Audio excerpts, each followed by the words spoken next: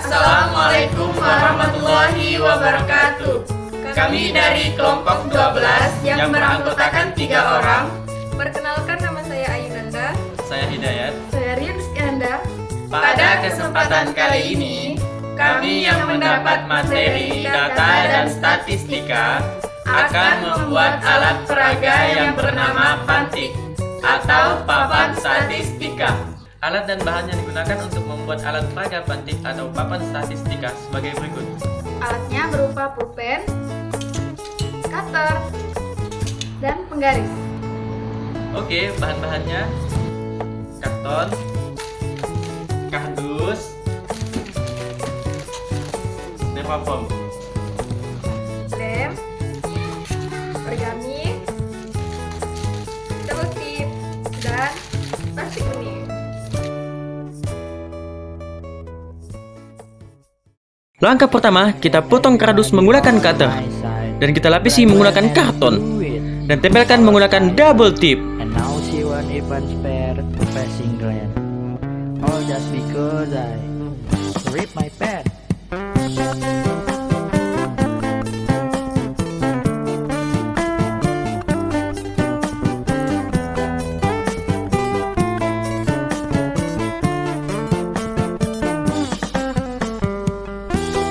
Dan jadilah seperti ini. Untuk membuat judul, kita buat pola pada origami menggunakan pulpen.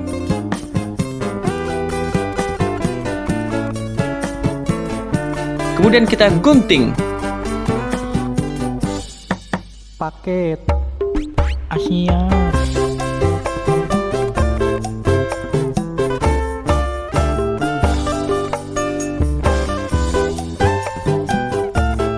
Tempelkan huruf menggunakan double tip.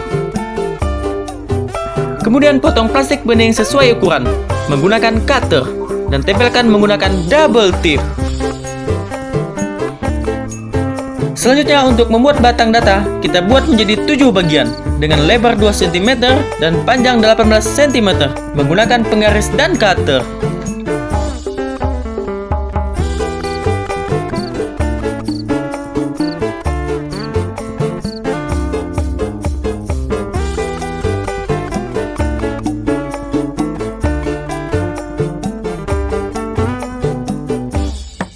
Paket Asia.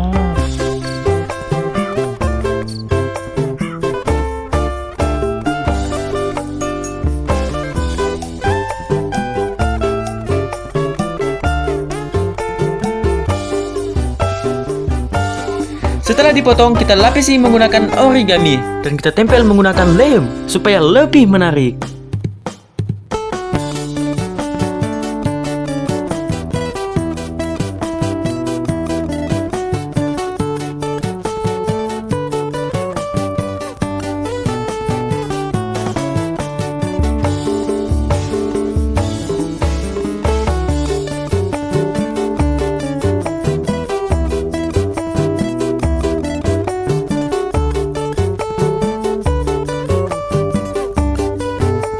Kemudian kita susun di kardus menggunakan double tip.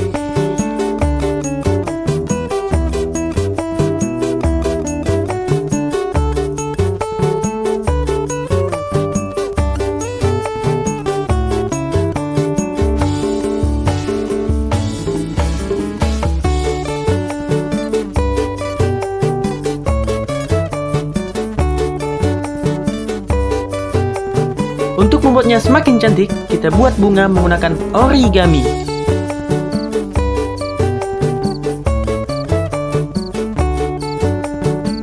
Dan tempelkan menggunakan double tip.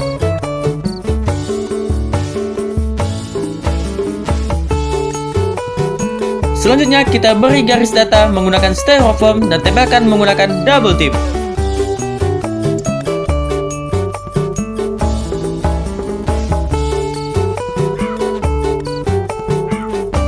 Jangan lupa beri keterangan garis yang kita buat menggunakan origami yang sudah kita tulis keterangannya.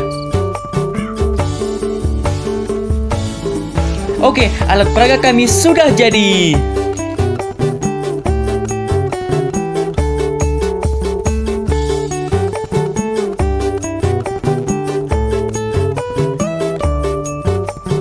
Assalamualaikum wabarakatuh.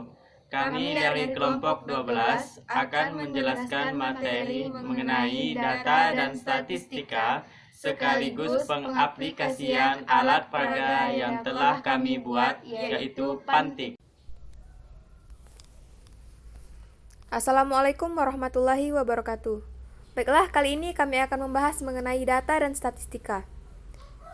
Yang akan kami bahas yaitu yang pertama, pengertian data dan statistika, yang kedua, sifat data dan statistika, yang ketiga, penggolongan data dan statistika, yang keempat, teknik pengumpulan data dan statistika, dan yang kelima, contoh soal data dan statistika. Data.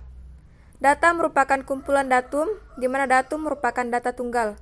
Data adalah catatan atas kumpulan fakta. Data merupakan bentuk jamak dari datum, berasal dari bahasa Latin yang berarti sesuatu yang diberikan.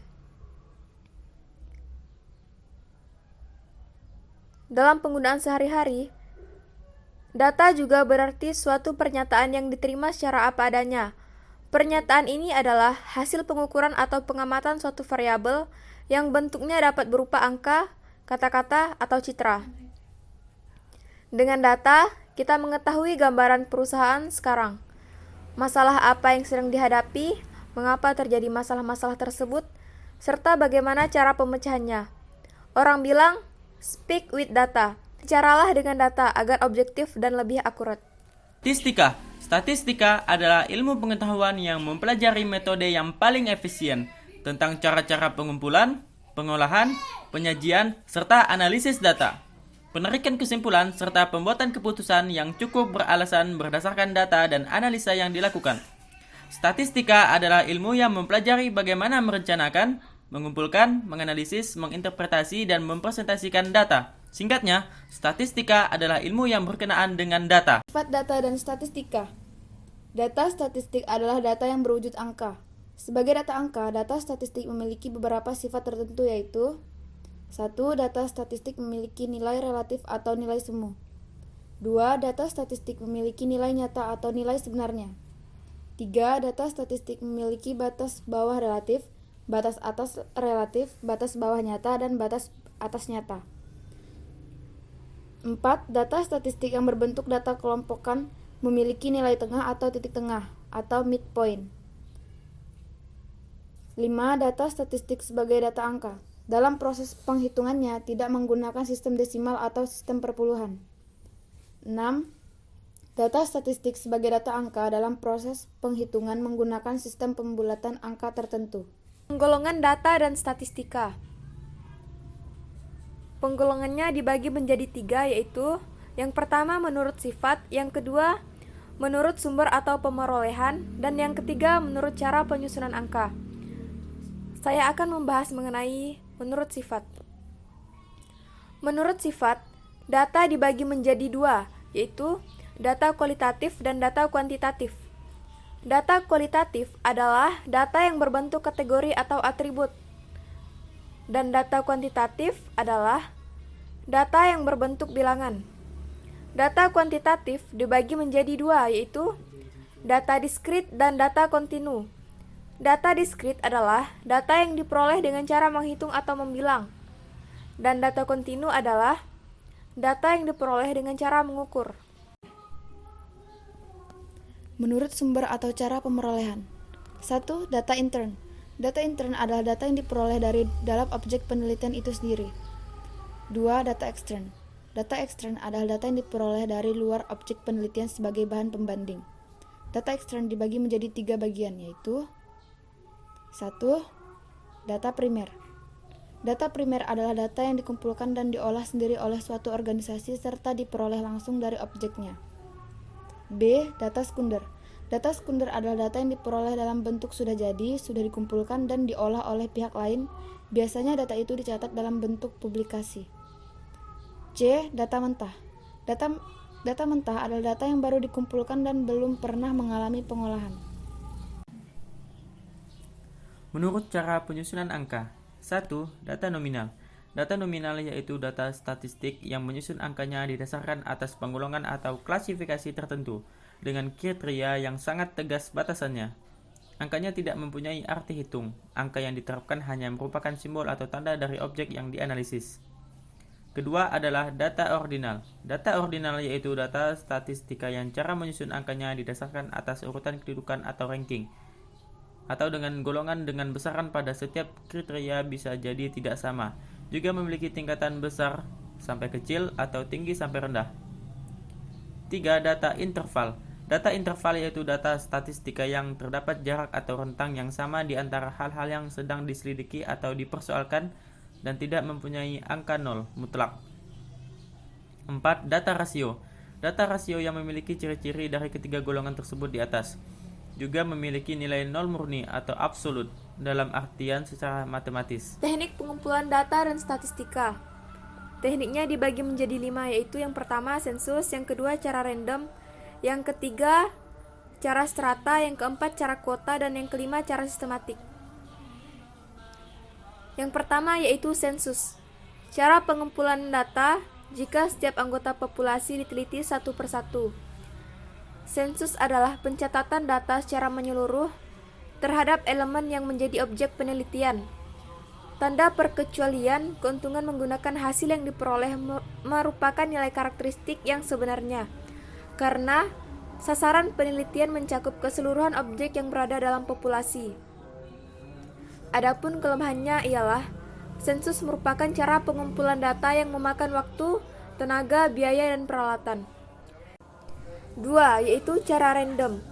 Cara pengambilan sampel dengan teknik random disebut dengan random sampling, dan sampel yang diperoleh disebut sampel random. Teknik random sampling merupakan memungkinkan peneliti dapat mengambil sampel secara objektif, karena setiap unit dalam yang menjadi anggota populasi mempunyai kesempatan yang sama untuk dipilih menjadi anggota sampel. Random yang digunakan dalam teknik ini biasanya dalam bentuk undian, ordinal, dan randomisasi dari tabel bilangan random. 3. Cara strata. Penarikan secara strata ini terutama ditujukan untuk yang berkelompok atau memiliki stratum, dengan tujuan agar anggota populasi terpilih secara acak dan setiap kelompok yang ada pada populasi dapat terwakili. Pada sampling itu, banyaknya sampel pada setiap strata itu sama. 4. Cara kuota. Pengambilan data dengan cara kuota atau kuota sampling didasari pada pertimbangan-pertimbangan tertentu dari peneliti. Jika peneliti mengambil sampel dari suatu penelitian dengan cara menentukan sejumlah anggota sampel secara kuantum atau jatah, teknik sampling semacam itu disebut dengan kuota sampling. Langkah-langkah pengambilan sampel adalah menetapkan besarnya jumlah sampel yang diperlukan, kemudian menetapkan jumlah atau banyaknya jatah. Maka jatah atau kuantum itulah yang dijadikan dasar untuk mengambil unit sampel yang diperlukan. Cara sistematik. Cara sistematik hampir sama dengan cara random. Unknown dilakukan secara sistematik, yaitu mengikuti suatu pola tertentu dari nomor anggota populasi yang dipilih secara random, berdasarkan jumlah sampel yang sudah ditetapkan sebelumnya. Assalamualaikum warahmatullahi wabarakatuh. Perkenalkan, nama saya Ainenda. Saya akan menjelaskan soal mengenai data dan statistika yang pertama.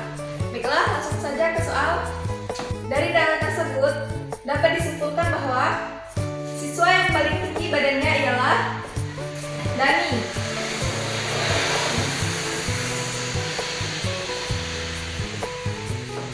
Dan yang kedua, siswa yang paling pendek badannya ialah Dwi.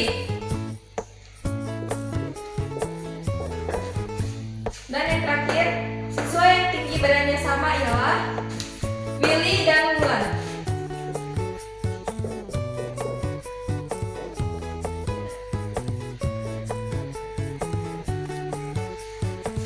Sekian dari saya, semoga penjelasan dari saya dapat dipahami dan dapat bermanfaat bagi kita semua. Wassalamualaikum warahmatullahi wabarakatuh. Oke, langsung kita jawab soalnya. Diketahui jumlah buah jeruk sebanyak 40 buah. Buah apel sebanyak 60 buah. Buah semangka sebanyak 45 buah. Buah salak sebanyak 64 buah. buah sawo sebanyak 29 buah, dan buah pir sebanyak 32 buah, dan total jumlah buah sebanyak 270 buah. Oke, selanjutnya kita akan mencari rata-rata jumlah buah. Kita masukkan semua buah. Yang pertama adalah 40 ditambah 60 ditambah 45 ditambah 64 ditambah 29 ditambah 32. Selanjutnya kita bagi 6. 6 ini dari mana? 6 ini dari berapa banyak macam jenis buah. 1, 2, 3, 4, 5, 6 dibagi 6. Kemudian 270 dibagi 6, dapatlah hasilnya 45 buah. Oke, untuk mencari modus buah, yang perlu kita perhatikan adalah untuk mencari hasil yang paling banyak atau hasil yang paling sering muncul. Jika kita lihat dari sini, jumlah terbanyak yaitu pada buah salak, karena salak memiliki jumlah sebanyak 64 buah dibandingkan dengan buah yang lainnya. Jadi bisa kita simpulkan bahwa modus buah yang paling banyak adalah buah salak. Oke, selanjutnya kita akan mencari jumlah buah yang di bawah rata-rata.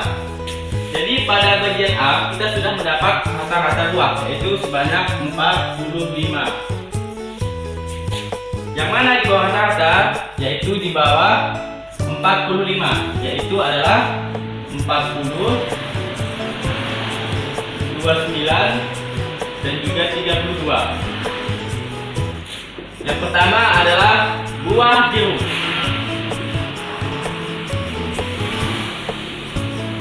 Kemudian adalah buah sawo. Dan yang terakhir adalah buah pir.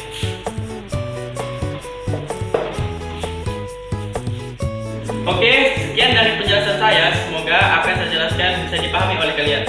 Sekian, terima kasih.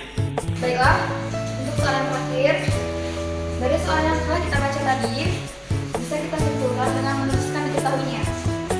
Jumlah pengunjung pada hari Senin yaitu 70, hari Selasa 30, hari Rabu 50, hari Kamis 60, hari Jumat 90, hari Sabtu 80, dan hari Minggu 40. Lalu kita totalkan jumlah pengunjung selama 7 hari, yaitu 420 pengunjung. Selanjutnya kita akan mencari rata-rata. Rata-ratanya yaitu total jumlah pengunjung selama 7 hari, yaitu 420.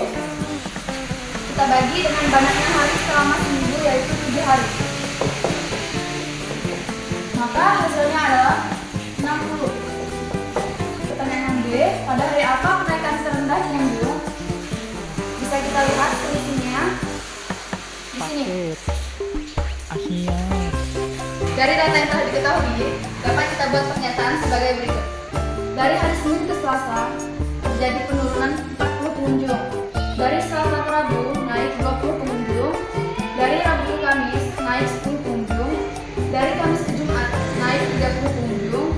Dari Jumat ke Sabtu, turun 10 pengunjung. Dari Sabtu ke Minggu, turun 40 pengunjung. Jadi, dapat kita tulis pada hari apa kenaikan pengunjung, kenaikan terendahnya. Kita dapat menulisnya pada hari, jadi pada bagian B, pada hari apa kenaikan terendah pengunjung, dapat kita tulis pada hari Kamis. Kamis mengalami kenaikan paket Asia.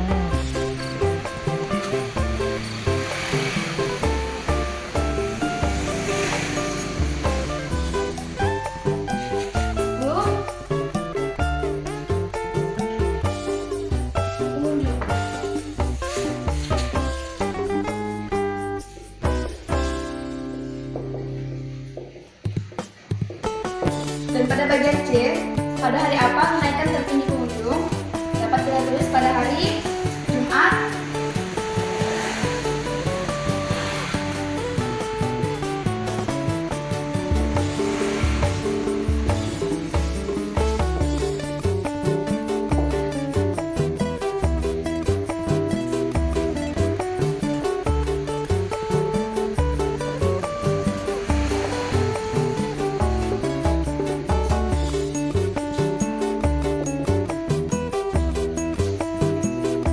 Untuk selisih pengunjung terbanyak dan terendah, berdasarkan data yang ini, kita lihat pengunjung yang paling banyak terdapat pada hari Jumat dan pengunjung tersedikit atau terendah terdapat pada hari Selasa.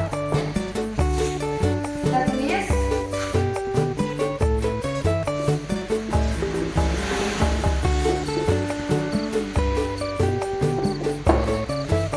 sekian dari saya, semoga dapat dipahami. Baiklah, pada panting ini telah tersedia data-data yang telah diurutkan dari data terkecil hingga data terbesar. Batang pertama terdapat 1 buah kotak kecil, batang kedua 2 buah kotak kecil, batang ketiga 3 buah kotak kecil, batang keempat 3 buah kotak kecil, batang kelima 4 buah kotak kecil, batang keenam 4 buah kotak kecil, batang ketujuh 4 buah kotak kecil. Baiklah, untuk mencari modus merupakan nilai yang paling banyak atau nilai yang paling sering muncul, yaitu pada data segi yang paling banyak muncul adalah angka 4, yaitu terdapat 3 buah batang. Berarti modusnya adalah 4. Baiklah teman-teman, saya akan menjelaskan bagaimana mencari nilai median. Yang pertama kita lakukan adalah mengurutkan dari data yang terkecil ke data yang terbesar. Nah, di awal tadi sudah kita urutkan dari data yang terkecil ke data yang terbesar. Jadi kita bisa langsung saja melihat nilai median atau nilai tengahnya, yaitu berada pada batang keempat dengan jumlah kotak kecil sebanyak 3. Jadi kesimpulannya, nilai median tersebut adalah 3. Kita akan mencari rata-rata atau mean. Bagaimana cara mencarinya? Caranya hanya dengan memindahkan kotak kecil ini ke batang yang lainnya agar jumlahnya menjadi sama atau rata. Mari kita pindahkan kotak kecil itu ke batang yang lainnya agar jumlahnya sama. Paket Asia.